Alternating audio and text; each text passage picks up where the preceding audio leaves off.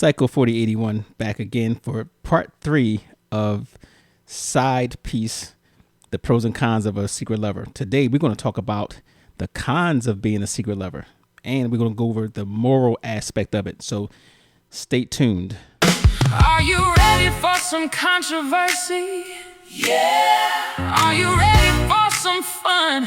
Yeah. Yeah. Are you ready for some laughs? Yeah. Let's get unfiltered with Psycho 4081. We are back. So we spoke about the pros of being a secret lover. We're gonna talk about the cons now, and I think to be honestly speaking, I think there'll be more cons than pros. But we're gonna talk about trust. We're gonna talk about the damaged self-worth. We're gonna talk about manipulation. We're gonna talk about the children and families, which we mentioned last episode. So we're gonna talk about that, and then get into the moral aspects. And like I said, morality is subjective. Everybody has their own moral code. So we're going to talk about that. But how are you guys doing today? Doing good. Feeling good. I'm good. We blessed over here. We good. Everybody energetic? Yes.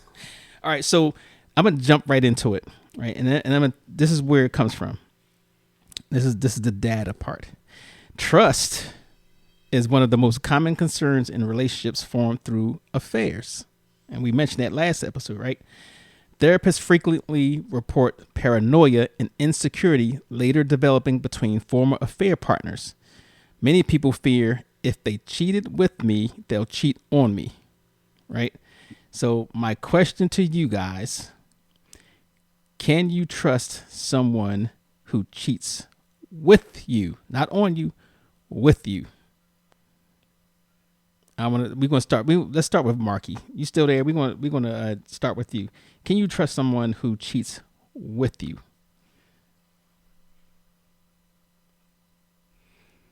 Marky, sleep. Alexa. Yeah. I would say no. And the only way that you would be able to trust them or should trust them, in my opinion, is if they are genuinely, and even then it's still a raised eyebrow, working on themselves, working on their principles and their morals. They're in the therapy, they are showing up in the moments the way that they should be showing up in the moments, or I guess a matured person would be showing up in the moments, or a changed person would be showing up in so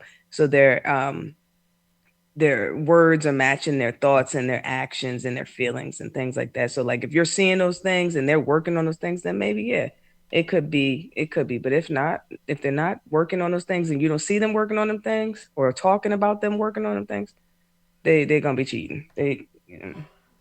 Okay. Because they still got the issues of where it originally came from or started. Who thinks that you can trust someone who cheats with you, not on you, with you? Anyone? Okay. So I think so, because they could be going through the same thing you going through. Okay. When y'all cheat together. Okay. So you have to give them that leeway. If you're going through something in a relationship where like let's say, then your wife's not giving you the attention, she's not doing what she's supposed to do, and she disrespects you, she talks to you like you're a piece of crap, all the above, whatever. And then the other person's that you're cheating with, going through the same thing. To me, that's kind of balanced out to trust each other. Disagree or disagree to disagree. That's how I look at it. Okay. So, all right, who disagrees that that you can try? I know Alexa was kind of like a 50-50, but who thinks that inevitably distrust is inevitable in that relationship going forward with people that with somebody you cheated with? Nobody? I think inevitable. Inevitable. No, I think yeah, I think it's inevitable that there will be trust issues. Okay, I think it's valid. I Demetrius. I agree with Paul. Okay. Yeah, I mean, because if we're honest within ourselves, we've been around individuals, and we may not say anything, but they died or they did something or said something. We was like, no way, and we feel some way about it. Right. So now when it comes to cheating and all that stuff, inevitably it's gonna go wrong because it has to. Okay.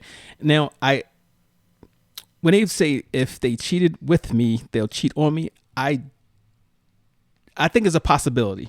All right. So let's say the probability is high. However, I don't believe that's a concrete thing, because I think just from how Dimitri mentioned that, you know, you may have found these things. You both may have found things in each other that their partners were not getting, right? And you have two people in, let's say, two people in bad situations that probably really should have been out of it or should have never been in it to begin with. Then they get together and they do that. However, I think it will work. It can work. However, I do think that at some point, one of those people involved will say or they'll think when times are wrong or times are bad, they'll think if they cheated with me, they'll cheat on me. So yes, Definitely. I do think at some Insecurities time. are all weaponized. What was that? Insecurities will eventually be weaponized against one or the other person. Yeah. Like you said, in an argument, in a disagreement, in a time of adversity, um, whatever insecurities you've had or have had about the previous situation or the current situation will be weaponized at some point. I agree, and I think it can Brian, actually. Brian, can I pick you? I mean, can I go back on something I was saying? Not go Yes. back, but um, so me and Marky's grandmother, and our step grandfather, right? They both cheated on their partner because their partners were doing them they wrong, right? My grandmother's my real grandfather was, he cheated my grandmother, and my step grandfather, my grandmother's husband, his wife cheated on him, Hmm. and they when they got together, they did literally went all the way to death did them part. Okay. Okay. So it worked So out in that case.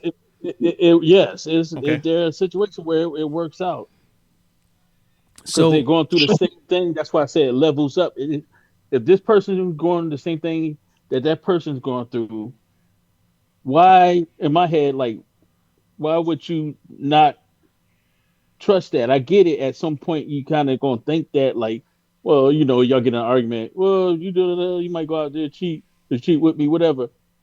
But you literally went through the same circumstances you went through. okay. So you're saying like if you have a situation where both people had horrible I've seen relationships, it. Yes, and they my and they can grandmother, and my step grandfather. and they Yes, can they can relate. They can say, well, I can relate to why you're doing this because I had the same thing. Then exactly. that might work out, I guess. Now, Alexa wanted to jump on that.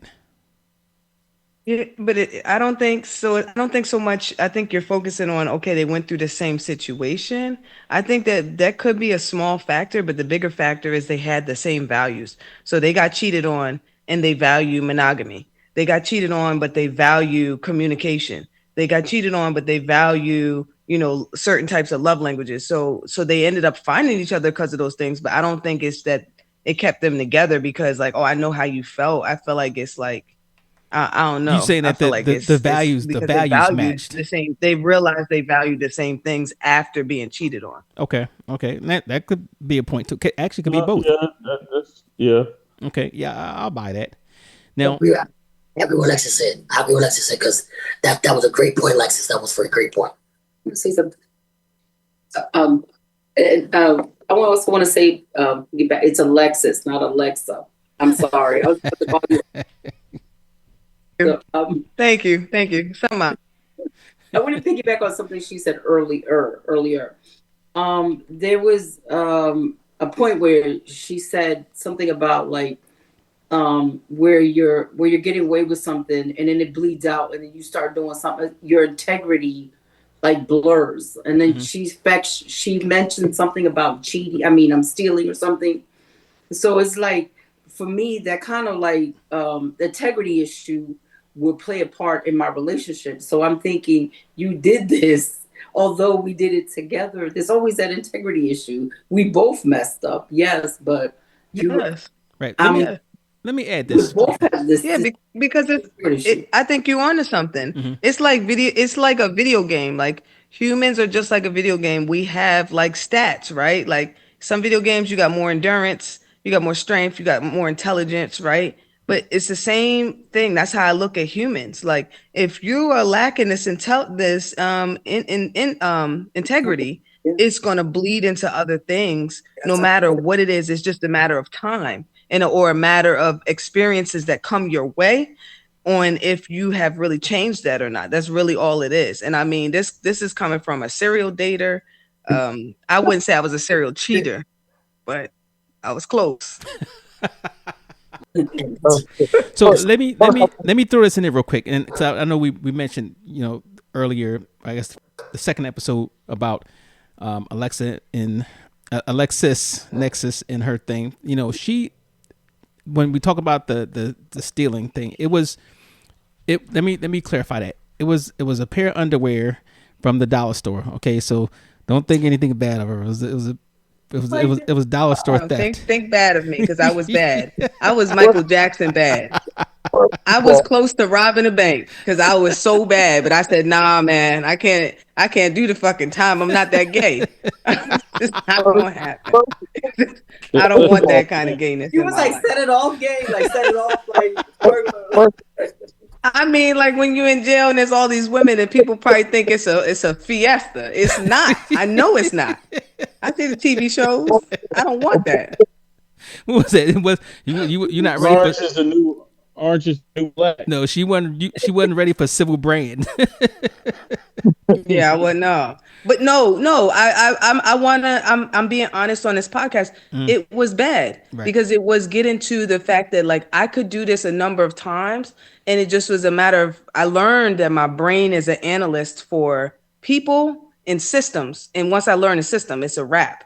I yeah, can't do it with computer systems, but people and systems. And guess what? Guess who creates systems? Whether it's security systems, all of that, People. humans. So once I yeah, learned that I literally could look at things and say, "Oh, there's a black spot here."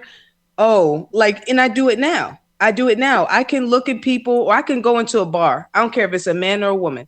I can go into a bar and I can say, I can look around and analyze almost everybody, and I can tell you who's gonna buy me a drink or who's gonna pay for my food that damn night, just based on their mannerisms, what they're saying, all of those things. And so it bled into me stealing because of that. And then it's like, oh, there's loopholes in each system, and you just have to pay attention to it just enough. And so, yeah, it was really bad. But then I realized the damage that I could really do to my life. And I realized as I got older too, some woman is going to stab and kill me, or yeah. I'm That going was to end up in extreme. jail. And I was like, that's not worth it. It's Right. not worth it. right. I'd Okay. rather just have all the women that I want. And so now I'm just the honest Abe. And either you can get with it or you can get lost. And I'm cool with that. And then Right. the women are like, well, damn, I like how fucking honest you are. But there had to be some recognition of I need more integrity. So Okay. there was a change there. Okay. There was So a big change there. let me segue into something. It's about self-worth, right? And many former affair partners describe feeling hidden, disposable, or emotionally manipulated. Long-term secrecy can cause anxiety or create anxiety, insecurity, and feelings of shame. Some studies link chronic relationship secrecy to increased stress and lower emotional well-being. So that's the self-worth thing. So my question to you guys, does being a secret lover, or if you guys have not been, can being a secret lover damage self-worth? And let me go with this the secret lover while we here. Paul, customer well, service first let agent. me first let me say shout out to Alexis for being transparent, and also shout out for Dimitri for telling the family secrets. Um, Yes. Shout out to both. Yes. I was kind of uncomfortable. I didn't know if I should have known that grandma was doing that, but it's all good. It's a But success story. It's a success story. yeah, it's a success story. Yeah. It's a success. Um, The win, take the win. Brian set y'all up just to do that. He knew he was going to do that. so so so the question is: does being a secret lover lead to, you said, long term, like Yeah, um does being a secret lover damage your self worth? Considering the things I said about the increased stress, lower emotional well being, how they feel hidden, disposable, or emotionally manipulated, all that stuff. Do you think it, even use yourself? Did it at any I time think damage your self worth? I think it can in sometimes some parts, because I know, me personally speaking, one particular situation was, yeah, I was the side piece, and there was a point where I was like, damn, like I'm only good for this, like what we doing now, like what you trying to do. So that's when I made the decision that I was worth more than that, and I decided to break it off. So let me ask you something. For you, when you got into the situation of being the side piece, did you have that understanding, or do you just kind of fell into it? Well, okay. Well, to give you a backstory, this was a young lady that I dealt with in college. So she didn't. So we was dating, and we reconnected many years later, and I found out that she was married and had a kid and the whole nine or whatever, and and she wasn't I know who happy. you talking about. No, you don't, Yes, I do do. you? Yes, I do. But go ahead. I'm sorry. I want to interrupt. Go ahead. Well, anyway, sometimes I keep forgetting that you know a lot of stuff. But anyway, so yeah, it was the understanding. We did have an understanding at first, but then it kind of moved past that. And then when I felt like it wasn't going to go any further, I decided that nah, it probably wasn't. It's probably not the best situation for me. Okay. So I'm going to make an assumption in that. I'm going to make an assumption that you actually, you got into it, obviously, and it was okay because that was an understanding. But then your feelings took over, and Yes, you no longer could be satisfied with that arrangement. right. The Okay. contract. I'll play the You outplayed the contract. contract. Okay. And you wanted to renegotiate your contract To renegotiate the contract. or get released. Yeah, Okay. I wanted to be a free agent because I felt like that I was not going to maximize my value in this current contract. Okay. Okay. So let me ask you guys this. For all those who were in that whether it being a secret lover, the side piece, or having one, does that secrecy eventually become emotionally exhausting? Yes, Okay, you did. You felt that. yes. Okay. Where's Alexis Nexus? I want to hear from her because she's our case study of the day. She's going. Um.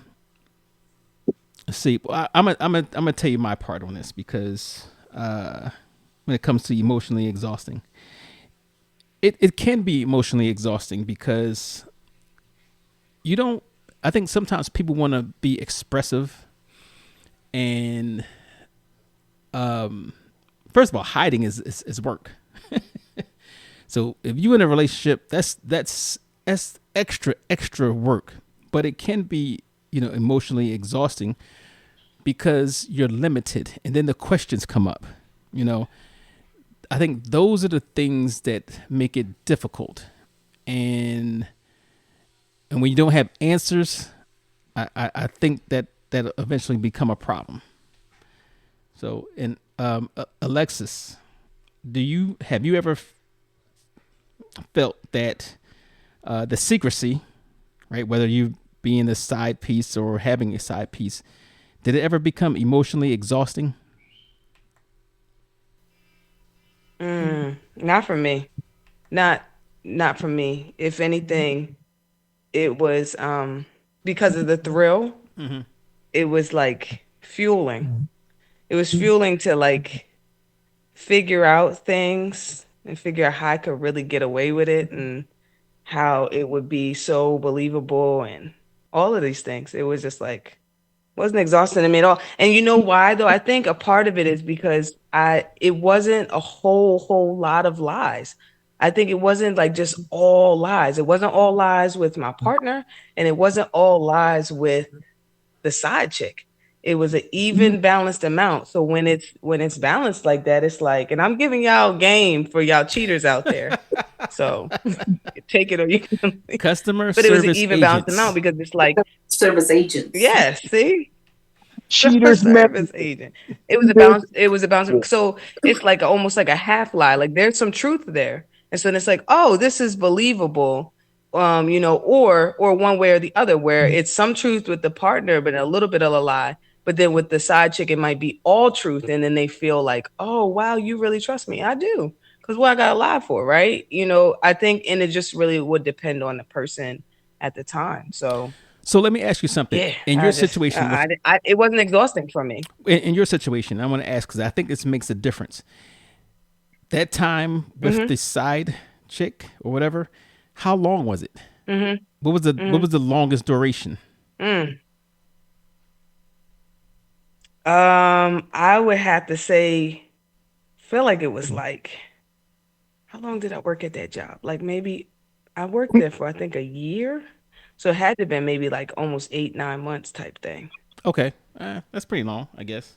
Yeah, but there's a plot twist to this. Years later, I found out the chick that I was that was my side chick, she was on a break with her boyfriend. And it's crazy because she told me that she was like, no, I like girls. She was a lying, cheating hoe. Oh, that's the way you're talking about with And it wasn't until years later, like 6 years later, when we were just friends, that she was like, yeah, me and him was on a break for like 4 or 5 years. I was like, wait, hold. What? 4 or 5 years ago? She's like, yeah. And I think it slipped her mind. And I was like, so whole time you basically had a man. Wait a minute. You said 4 or 5. Wait a minute. The break was 4 or 5 It years in length? But see, here's the thing. Because that's not a break. And let's be real, guys, okay? Most of y'all on here are heterosexual. You know when it's a break, it ain't really no break. That's his woman. I don't know. You said 4 or 5 We know years she though. going to his house. Yeah, but so what I figured out was when me and her were around, she was on a break with her man. But it's like there's no break. There was no break. So there was no break. That was her man. She was still seeing the guy during that time. Yeah. Right. There's no way. There's no way she was in love with him like that they took a break and they came back. No. Y'all were still together, but you calling it a break. You know what I'm saying? So really, I think I was her side chick, but she was mine. And see, that's where the Tyler Perry plot twist comes in. She was playing me. I thought I was playing her. She said the Tyler Perry.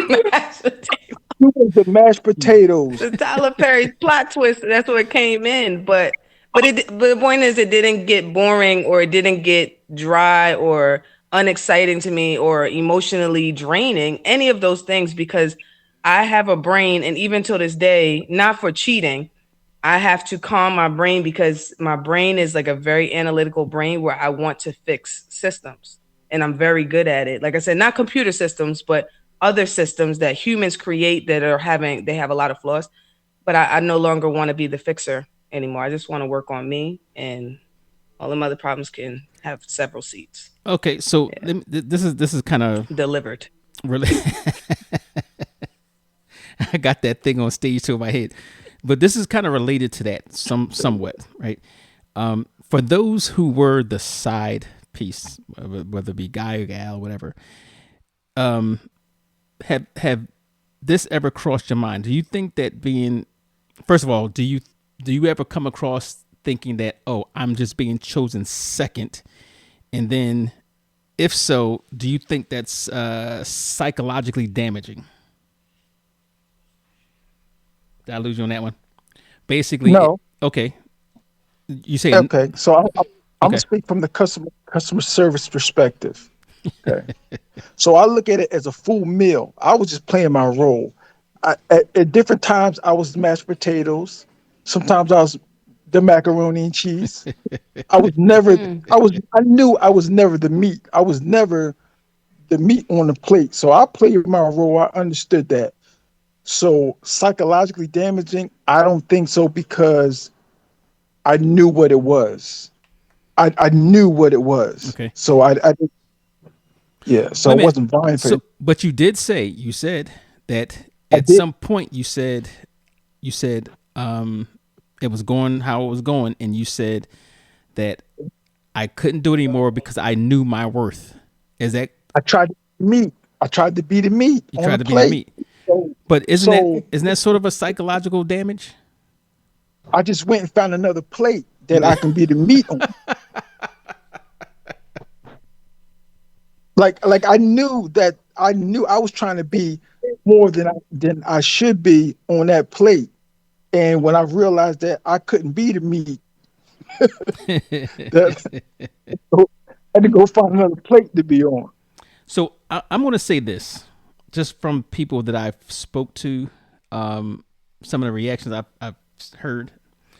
I think if you have it in your mind that you are there because you were chosen second and you wasn't good enough to be first, that could be psychologically damaging. And I'm not talking about the people who are, like if you're going in, you meet somebody at the same time, and next thing you're dating them at the same time, but then you make the one girl or guy your main guy, and the other one is relegated to the side piece. I think that could be psychologically damaging, because it would be logical for them to say, I was chosen second. I wasn't good enough to be that main person. But if you came in, I agree. You agree? But if you came in as the second, and I only say a second because it's kind of like it's a different role, I can't see why it would be psychologically damaging in that aspect. I don't know. I think it's just a matter of how you perceive your relationship. So, now with that said, I was drafted as a second quarterback. I was drafted as a second quarterback. He was a third round pick. I knew that my job was, if the main quarterback got hurt or fumbled, I would come in and I would try to win the game. And you was good with that role. I was good with that role. Okay. But let me ask you something. This is when you was good with that role until what actually made you say, I'm not good with that role? Super Bowl. You know what? He didn't get to play in the Super Bowl. He didn't get the ring. Yeah, I didn't get to play in the Super Bowl. No, I felt that the turning point was when my time was required more than I thought it should be for my particular role, if that makes sense. Okay, yes. Okay. Yeah. So it wasn't a matter of you wanting more. You was like, I don't need, I want to play my role, and it's changing. Paul, Right. hey, Paul, Right. hey, Paul, Yeah. do more, get less. Yeah, that's what you say. Do more, get less. Exactly. I was being asked to provide more service than what was stated in the contract, and that wasn't going to work. Without getting the starting position. There's complication. If you want the services, then elevate me to the starting quarterback. Got you. Okay, that makes sense. I'm throwing touchdowns, baby. I'm throwing touchdowns. Now, for you guys, like, do you think secret lovers are usually manipulated with false promises? And we, of going back to what we was talking about. For Well, sure. before let me say this. All right, here's the here's the data. Common promises include "I'm leaving soon." Tell me if you heard all these things. We're basically separated, or "I'm staying for the kids." Right? These are things you. These are the things that you hear. Um, I guess with promises of being, moving up in position. Many affairs continue for years without the committed partner leaving their relationship. Experts say intermittent emotional rewards can create attachment similar to addiction cycles. So that's the manipulation, or the perceived manipulation, I guess, based on what position you playing. Now, do you think they're usually manipulated with false promises, or do you think that those are actually intense? It's first I think I've known. Oh, what was that? From the first out people that I know that's going through that Mm-hmm. a lot. It's definitely just used in a manipulative. Manipulative. Okay.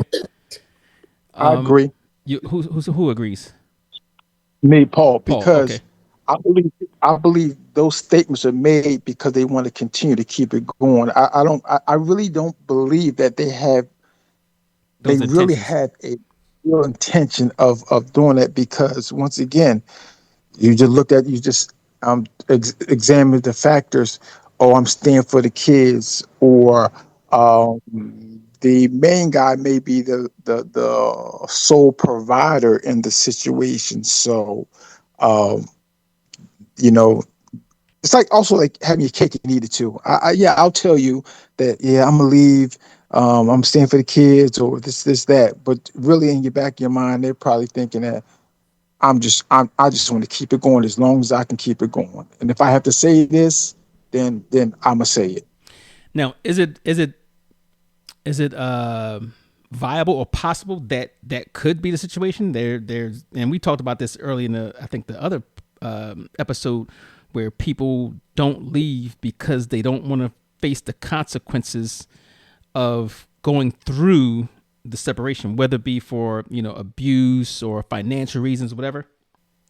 Right. Yes, So, do you think it would be, like, I don't say acceptable, but reasonable for a person to, in that situation, to say, "I'm leaving soon," or "We're basically separated," or "I'm staying for the kids"? Now, how many? And this is going back to you, Paul.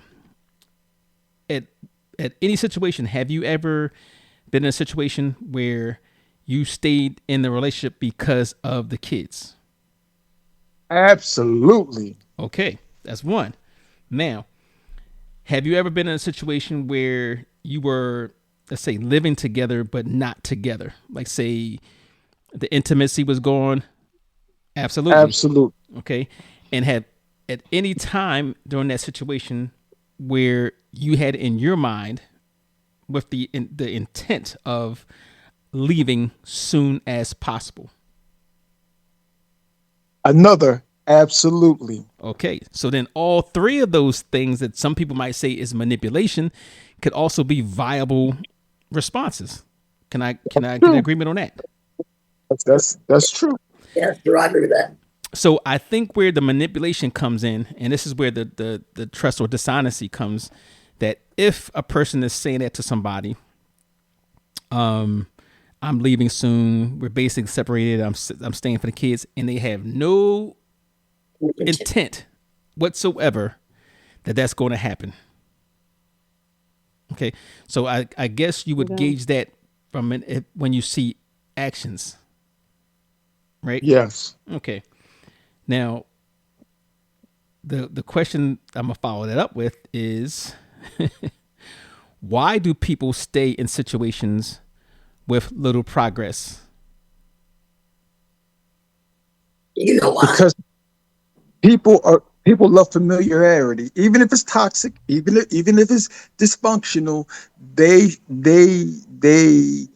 um love the familiarity, or they love, the fear of the unknown will drive them to stay in a situation longer than what they know in their mind. Mm-hmm. They know in their mind You know what? I should be in the situation, but in their hearts, the fear and the familiarity and the dysfunctional convenience and comfort keeps them right there. Okay. Okay. Good. Most of us know why we do things. Mm-hmm. But most people, the one thing that we don't do, that we're afraid of most is being honest with our damn selves. Mm-hmm.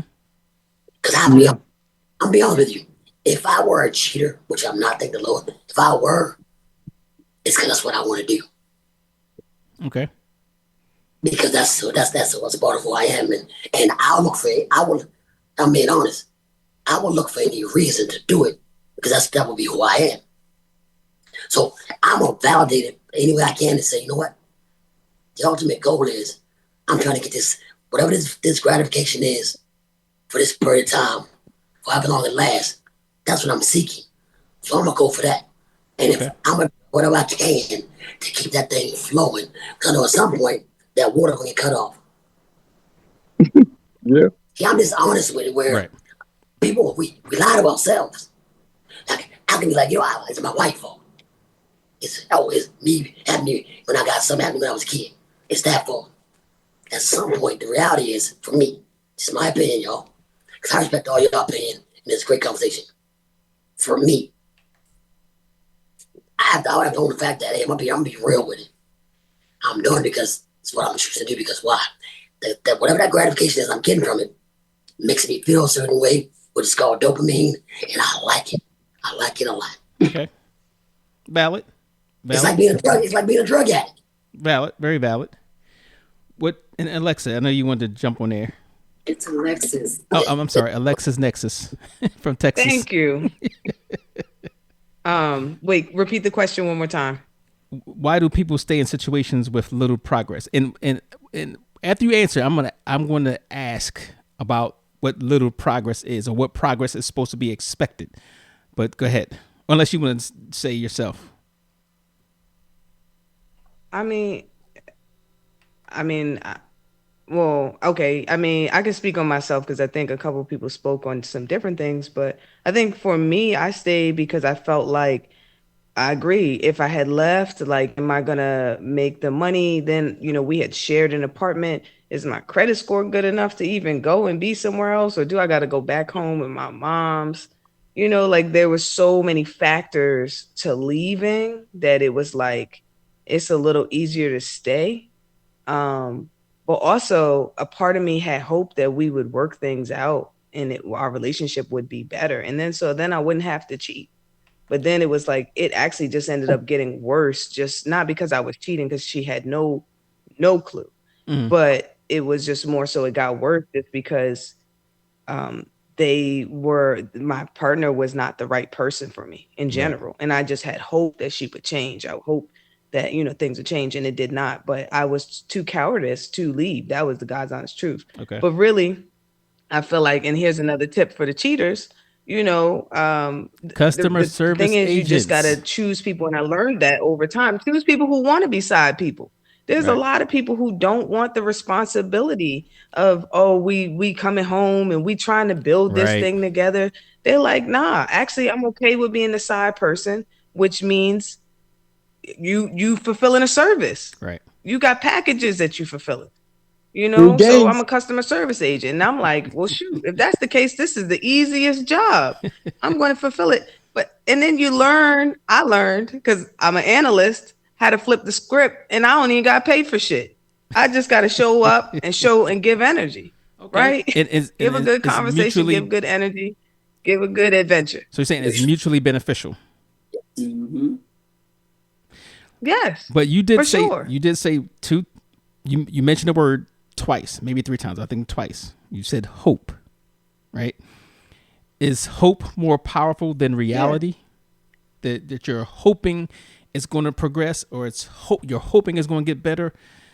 Is that more powerful than reality when it comes to, I guess, the expectations or promises? Yes, hope is more powerful when you ain't in touch with reality. It's more hope is more powerful when the person is not in touch with reality. But once, and I say that because at some point in life I became in touch with reality. I'm like, hope what? Hope my ass. No. Reality says X, Y, and Z. Okay. My best friend always says 1 and 1 is 2, bro. It's never 3. It's never 1.5. It's 2. So, when you're in touch with reality, that hope stuff goes out the window, Okay. And because do you hope for $1 million, or are you realistic about making $1 million, or are you playing the lottery? You hoping on the lottery? Come on now, no, get in touch with reality. What are your odds of winning the damn lottery? as I say, Hope don't what's your 1 in 9. retirement plan? I play the lottery. All right. So They got hope. They got a whole lot of it. what when you talk about manipulated with false promises, again, I'm gonna put myself in this, right? If I'm More saying family secret. I'm leaving soon, I mean it. If I say we're basically separated, I mean it. If I say I'm staying for the kids, I mean it. Now, I think the difference is when you're dealing with somebody else, they're going to want to see progress. They want to see examples of that what you're saying is true, right? And that's where one person can seem like they're being manipulated versus somebody saying, "Look, this is my situation." Like like Alexis says, I got things to consider. I got to see, who I want to live with, or the financial part comes in. A whole bunch of things come in that. So I think that's a little sticky situation that people will have to navigate if you ever get in that situation. Right now, let me complicate this for a minute, and let's throw in children. Are children and families the real victims when it comes to having that secret lover? And I'm gonna give you the reason why. That's a question, but I'm gonna give you a reason why. Infidelity is frequently cited as a major factor in divorce. And it could be just a symptom. Research shows high conflict divorces can negatively impact children emotionally and financially. That's simple. We know that, right? And children exposed to betrayal and family instability may struggle with trust later on in life. Okay? That's what the study says. So again, are children and families the real victims in that? What do you say, Dimitri?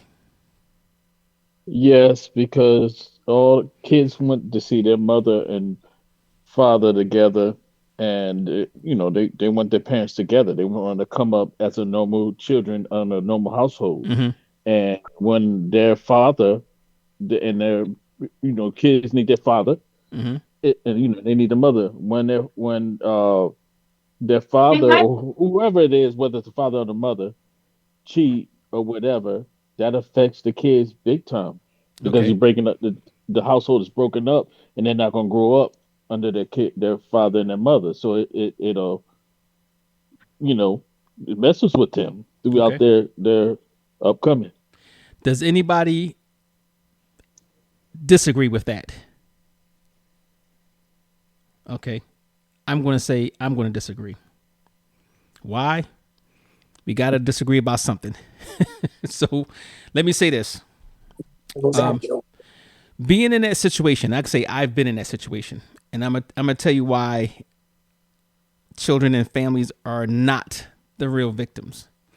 Because you can be in a situation where it's very toxic, and you could be of the mindset that, well, I'm staying for the kids.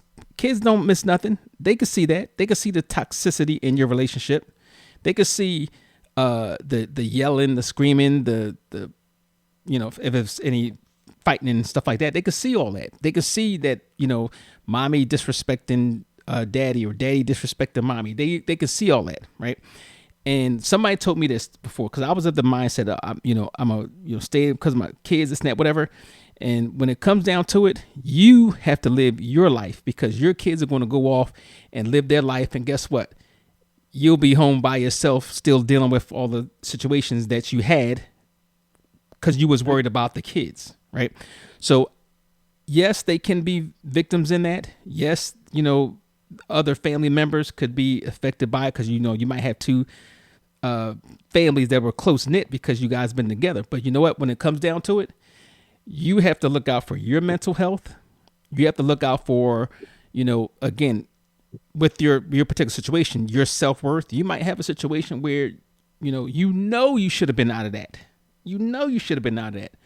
So it's not beneficial to you or the kids for, your children to be around that toxic stuff or other destructive behaviors that may happen in a relationship. So no, I don't think they're the real victims. They're not living your life. Can I chime in on that? Absolutely.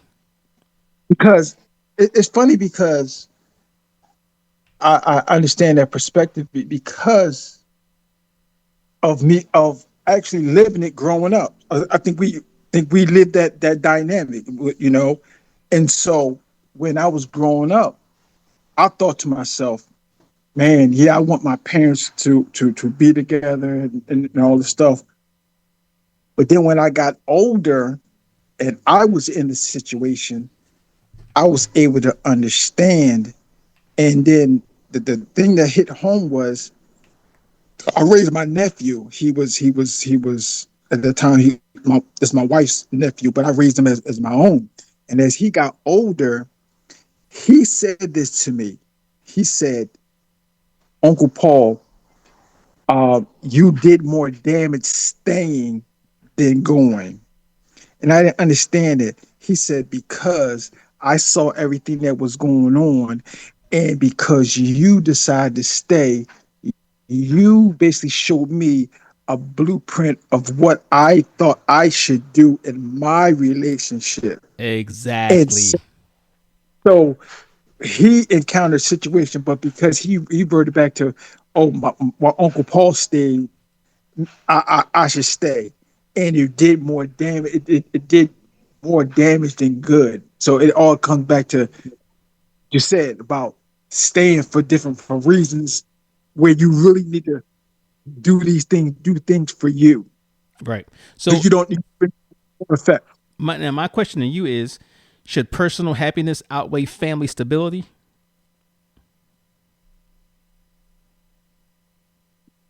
Okay. So I'm of the mindset. I'm just going to be. I believe personal happiness should trump all. Okay. That's what I believe. Okay. That was pretty easy, cut and dry. Anybody believe that personal happiness does not outweigh family stability? If you don't have peace, love, joy, and happiness within yourself, everything else is going to be ruined anyway. I agree 100%. If you don't have your own personal happiness, you're not going to have family stability. I don't think that's, and I think in terms of, people say family stability on the outside, we look at, okay, both parents are there. You're doing your job as a father or wife or father or mother. You're taking care of the house and all other type stuff, but it's a facade, right? So yeah, on the outside, it looks like it's stable, but it's like one little, spark from burning the whole house down. Right. Okay. Yes. You don't feel certain way about yourself. You can't display that to others. Right. And I agree. So I want to close this out. We're going to talk about the moral and philosophical stuff. Right. This is the moral. Now, when we talk about morality, everybody's moral code or whatever is not the same. So there's no right or wrong answer. So when you talk about relationship dynamics, and I got to bring Alexis back on this because she promised to come on that episode about the special relationships thing, right? So here it is. This is the moral and philosophical questions. Some couples practice consensual non-monogamy with agreed rules and transparency. Okay. Advocates argue that honesty is healthier than deception, which I think I agree with that full-fledged. Critics argue jealousy and emotional imbalance still frequently occur. I agree with that as well, because that is normal. I don't care what type of situation you have, that is normal. So my question to you guys is, Should open relationships replace cheating? Go ahead, Open Paul. relationships. I believe it's open relationships is a great substitute for cheating. Okay. I Why? mean, because the because the biggest thing with cheating is the deception, the trust, the lack of communication. Now, in an open relationship, it's open. Listen, this is what we doing. It's a because an open relationship has to be a mutual consented situation.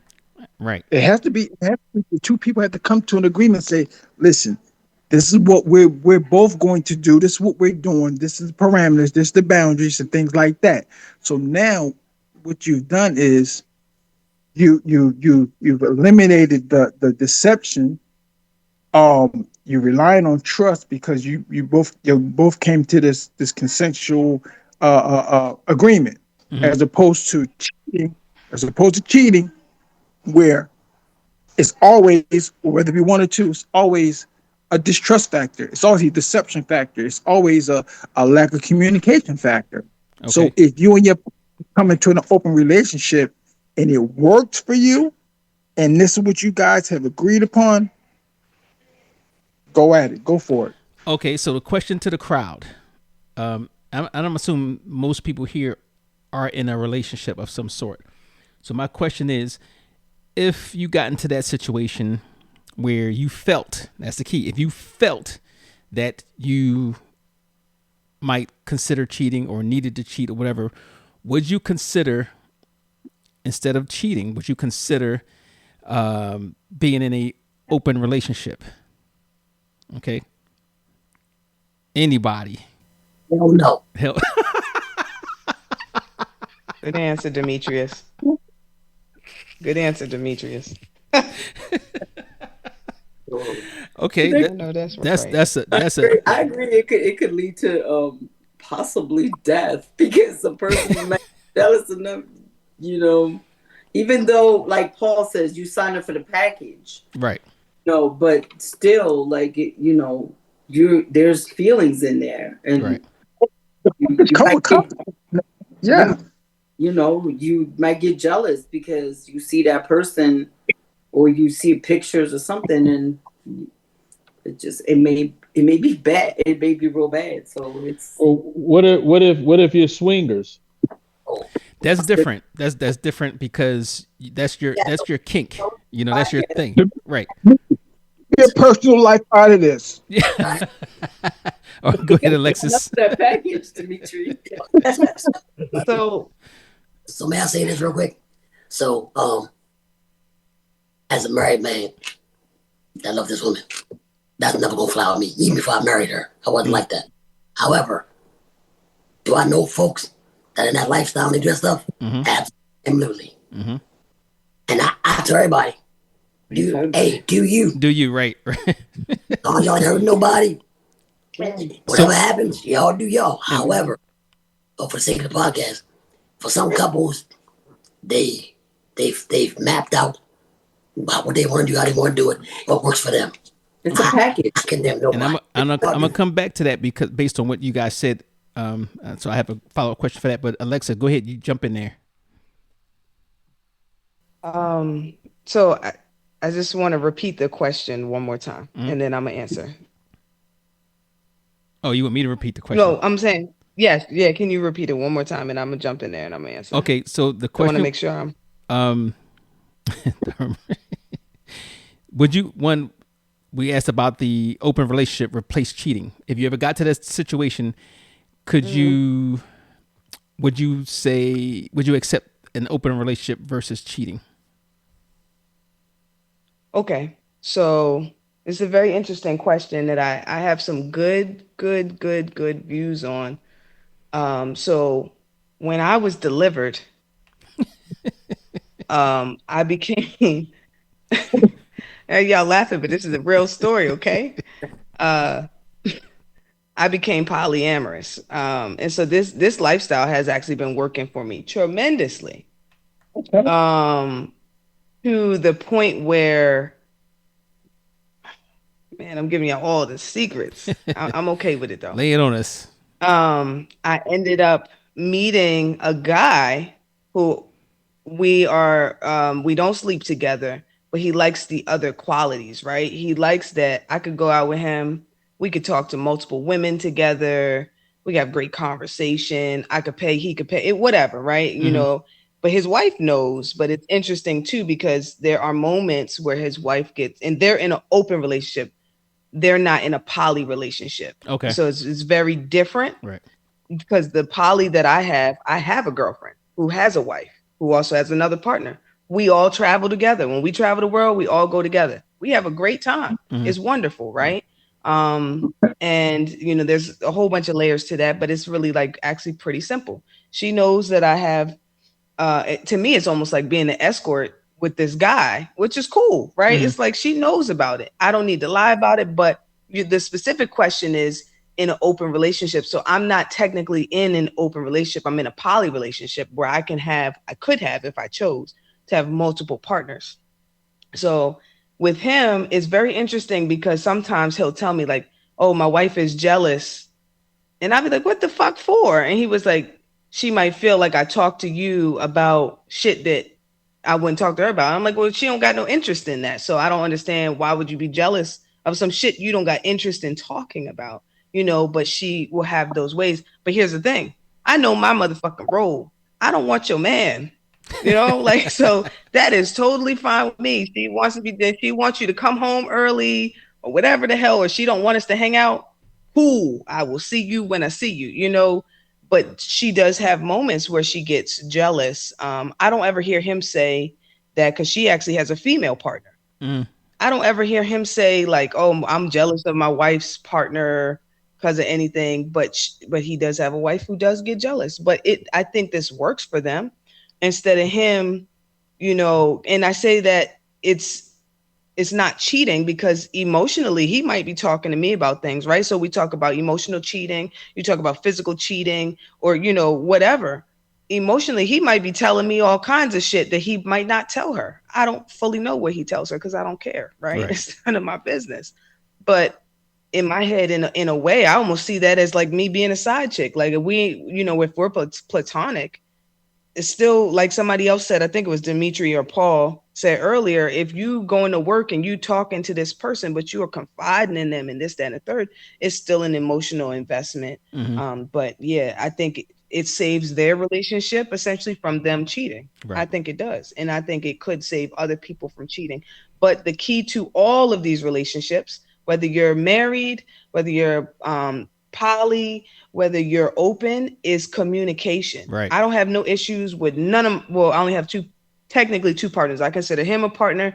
I consider my girlfriend a partner. I don't have no issues. You know why? Because I'm open, I'm honest, and I communicate about any question needs to be asked. I'm an open book. I don't need to like lie about anything, because guess what? Like, it is what it is. You know, so it does help me too, because it helped me be delivered. Help me be delivered. Instead, I don't have to hide about none of this shit. I could just be like, "Look, I'm heading out with such and such, or on this date, I'm doing this with this person," whatever. And it's like, okay, cool. So even in that situation that you mentioned with the guy, he's in an open relationship, you're in a polyamorous relationship, and there was still some issues about, you know, who's talking to who, whatever. Now, for you guys, do you think in general, humans are emotionally, not physically, I'm talking emotionally equipped for a non-monogamous relationship? Do you think that, and put yourself, do you think you could handle it as well? All right, no, Alexis can handle it.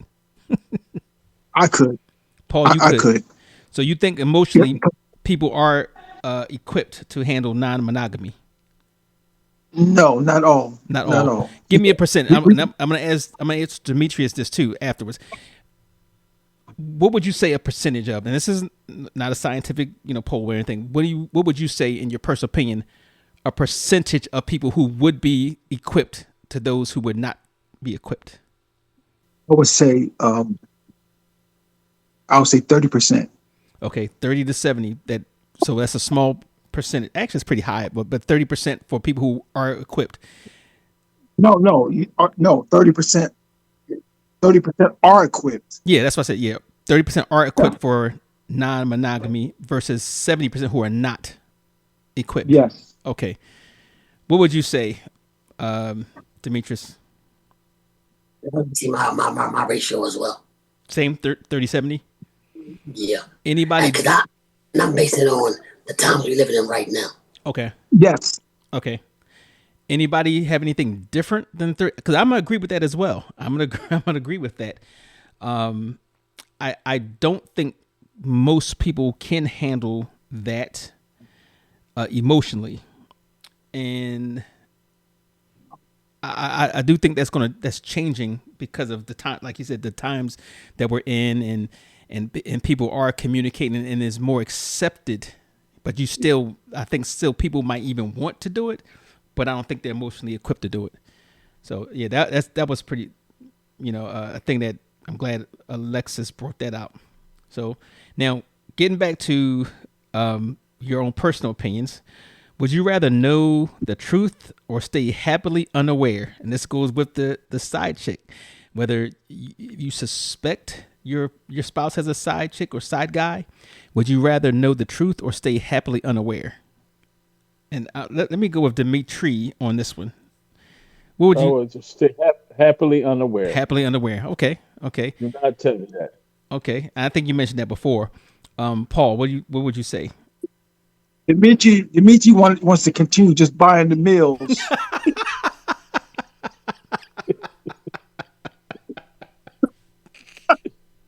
No, Dimitri don't want to kill the other guy. All right, for me, I can't reason with being unaware. I just can't. That's not in my DNA to think like that. Okay. I would want to know. So you want to, okay? So you want to know the truth, the cut and dry truth. Yeah. You guys up top, the double the. I want to know. You want to know. I already knew you were going to say you want to know. No, I already know. I want to know. So, yeah, I'm sure it is. So I can pull my hair back, put some back, and let's go. She's going to kick in the Puerto Rican power. Yes. Now, I'm going to go on the record. I'm going to say, Alexis, I like to speak for you sometimes, right? I think I know you very well. I'm going to say you definitely would want to know without question because you're an open person. Would you agree with that assessment?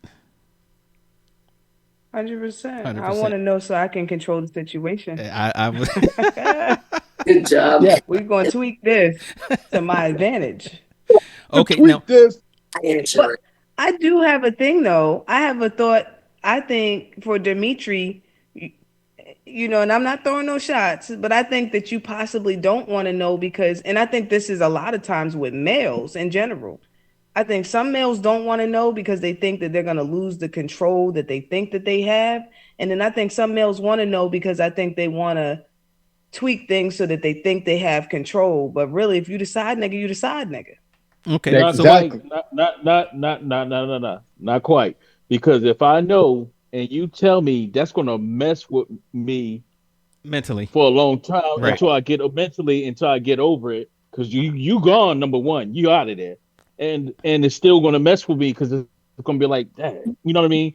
So I'd rather go That's through what I'm it saying. and tell me, and everything be fine, whatever. I just rather take that.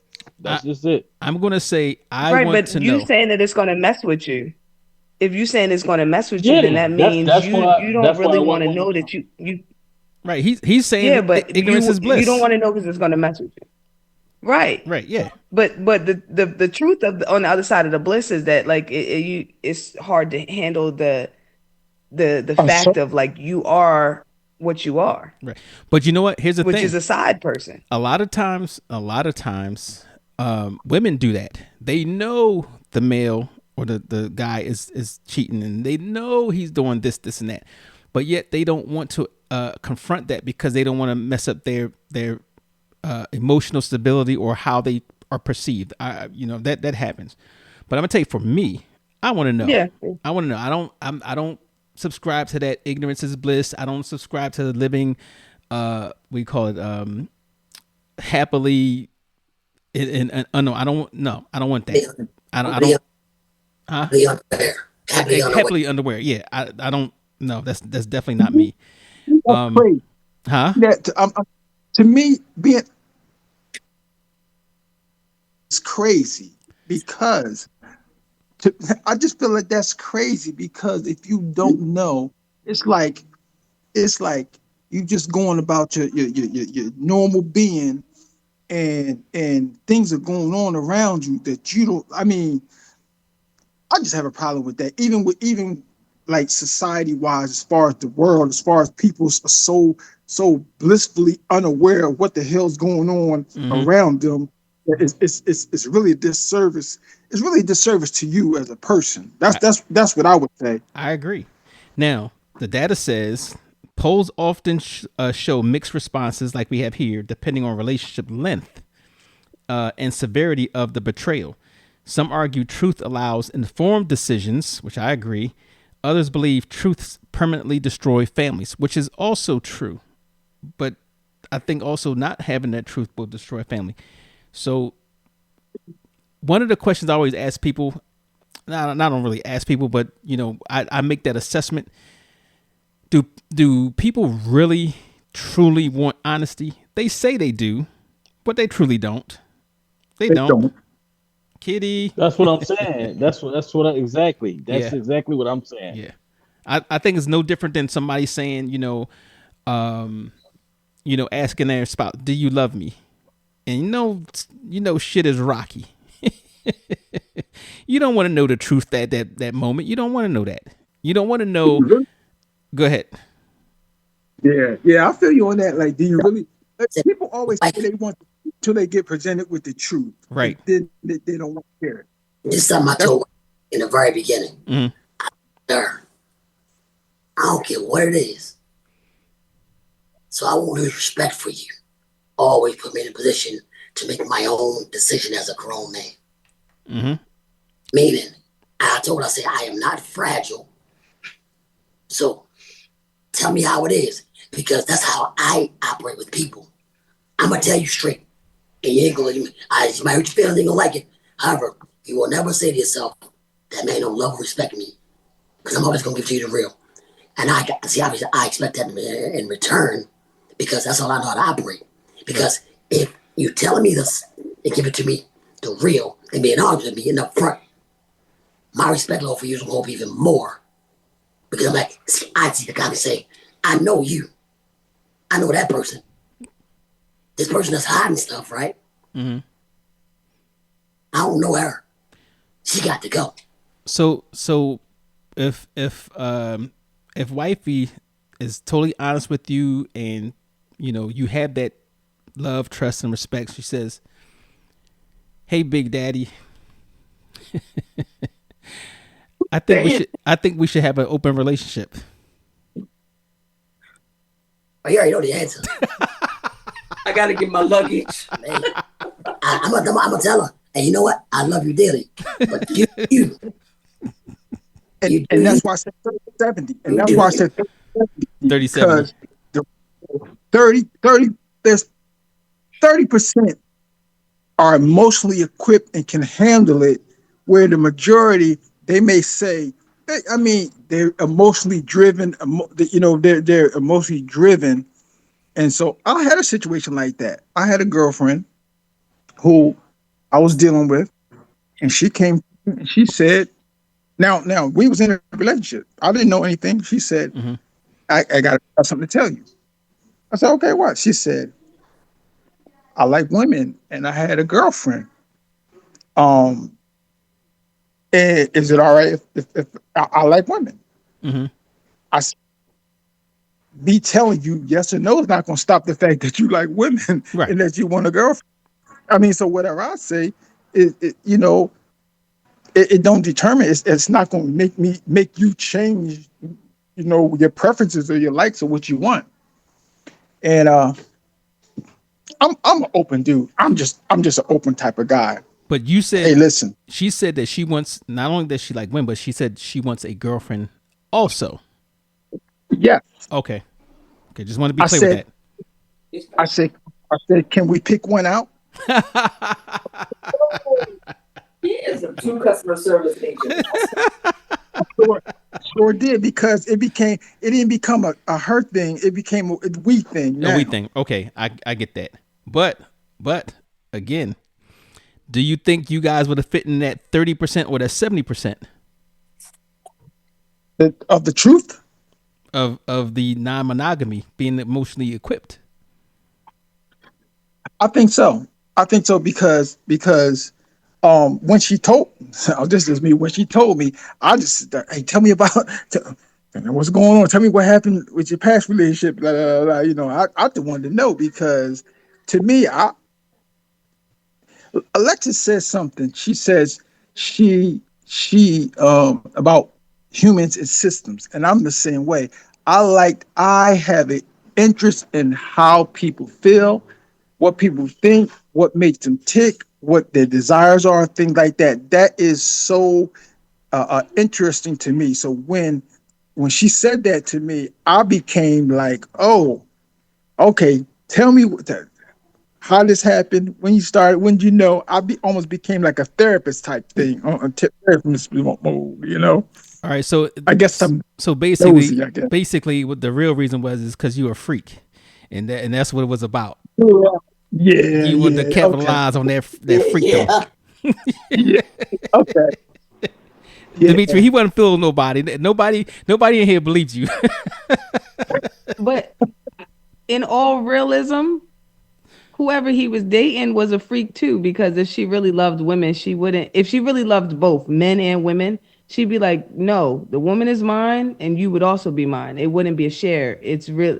It really goes to show that that's just, they both just really want to be freaky. Okay. Because Well, any woman who really loves another woman, they're not going to be like, I'm going to share you with this guy. I'm like, no, this is a Oh, whole separate relationship with a whole, no, wait a minute. morals and principles and all these other things. Wait a minute. There So are it was people, two freaks that found each other, but then and it worked out. there are people, and then specifically women, since we talk about women, that actually want that. That actually want that. How we we said before, the throuple, right?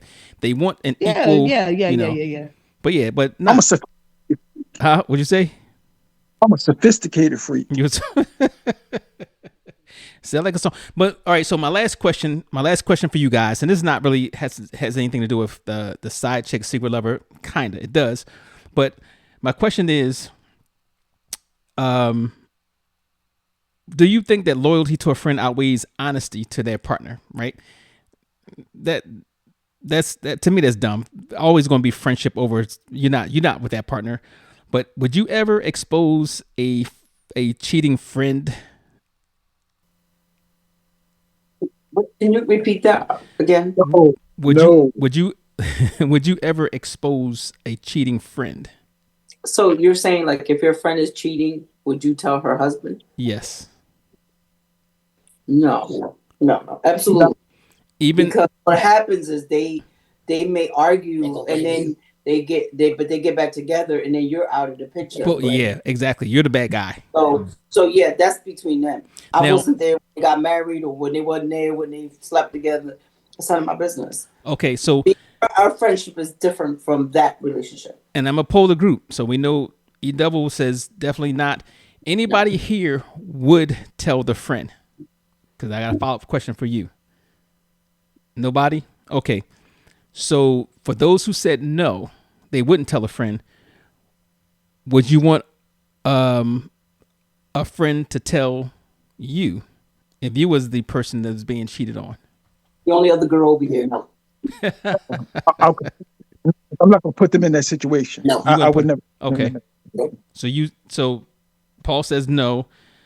The couple up there, the definite monogamous couple up there says no.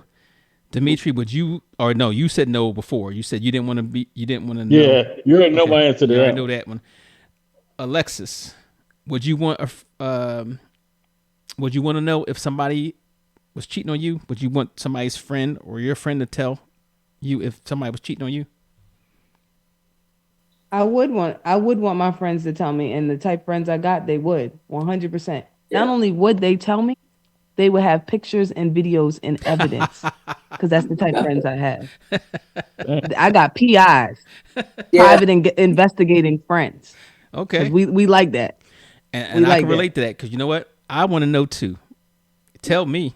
You know, I'll deal with the consequences. I would tell you, Brian. I'd tell you, would and I'd tell you have too. evidence. Look. I'll snitch in a second.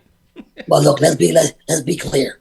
My brothers and my partners, they would tell me, but I wouldn't be looking for them. But they would tell me. Right. Right. I'm pretty sure my friends would tell me, but They I would don't tell know. me. It They would depends. tell me, but I'm not put them in a position like that. But I know they would tell me. Nah, I'm putting them in the position. If you're a friend of mine, tell me. You know, I'll keep it a secret. I won't say, you know, where I heard it from and all other type stuff. I don't need to show receipts. Tell me. Let me then handle it from there. You'll be totally shielded from it, but I want to know. So, yeah. My brother when we do stuff would say stuff like this. Oh yeah, bro, yeah. I didn't know y'all was at the game last week. Like what? Hey. Oh yeah. You was wearing this and this and that. He said, wasn't me. Like, oh, okay. I know it's cold. That's cold where I get. Okay. So dry snitching is acceptable. What's called that? Yeah. All right, you guys. Thank you again for joining. This has been a very interesting 3-part topic. Very interesting. Variety of perspectives and scenarios, and we're gonna actually still. I want to follow this up with the I think it's called special relationships or something along those lines. And we're gonna talk about those relationships, the open relationships, the polyamorous relationships, the polygamous relationships, all those type of things. So we want to talk about that, and I think we'll have some interesting information on that. But anyway, thanks for joining. But I do need another word of the day. Let's go with Alexis. You never gave me a word of the day. The word of the day is open relationship. No, that's 2 words. That's we'll take 2 words. What the hell? We'll take it. So the word of the day, with an S, is open relationships. So you know, you guys check out the other episodes. You know, you can reach us on your favorite podcast platform. You can check out www.psycho4081.com and please subscribe so we can get you notified of, you know, if you won or, you know, upcoming episodes. But thank you for all joining. And if you do happen to get those words of the day for each episode at the end of the month and you want to put your bid in to win a prize, you have to email those words to unfiltered.psycho4081@gmail.com. And I'm just going to say good luck. Thank y'all for tuning in to another episode of Unfiltered with Psycho 4081. Big respect to our guests for keeping it real, and love to every listener rocking with us week after week. This conversation ain't over yet. Stay locked in for the next episode coming soon. Until next time, keep it unfiltered with Psycho 4081.